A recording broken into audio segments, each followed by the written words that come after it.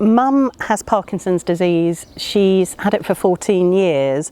A couple of years ago she also broke her hip because she has freezes, which means that she can fall. Mum is generally quite independent, but it is things like doing her bedding, which she finds really tricky, helping support her around the home. It could be anything from tidying something up to doing her washing, doing her hair when her hairdresser can't come, taking her food shopping, which could take 3 hours just to go to Tesco's to do a food shop, making appointments, taking her to appointments. Yeah, it doesn't sound a lot, but when you're in it and when you're doing it, there is always a bit more and a bit more and a bit more that you do.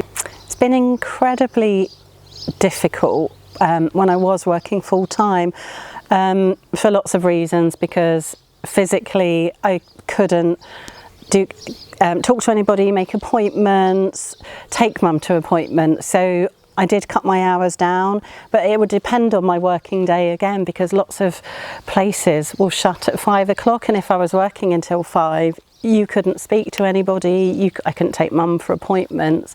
Also, I think mentally for me, working, caring for Mum, and the pressure of work, it really did affect my mental health, because I was always thinking about Mum, always thinking about her appointments, when was I going to take her, or if I needed to take time off work, because I hadn't identified as a carer, I hadn't told anybody. I just couldn't go and say to my head teacher or my boss, I need to take a day off or a half a day to take my mum to an appointment, because I don't think they would have understood really why I would need to do that.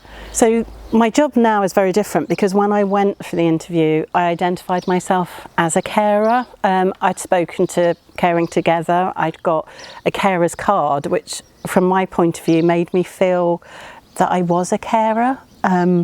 Whereas before I didn't think I was. I felt I was just, doing a job that any daughter would do. So I told them that I was a carer for my mum, that she'd got Parkinson's, what was involved, that she would have appointments, that I might need to swap my hours around, take time off. It could mean that I was in late if anything happened to her. And they've just been so supportive. Their door's always open. They will let me leave early or not do some meetings if I talk to them about Mum. So it's been a very different experience, a much more positive experience, yeah.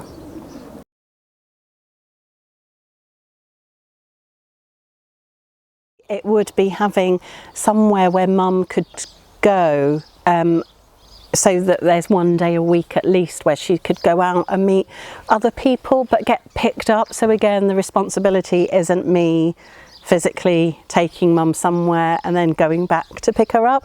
I think that seems to have gone from the community, which is so sad. I think Mum would benefit from that, and I definitely would.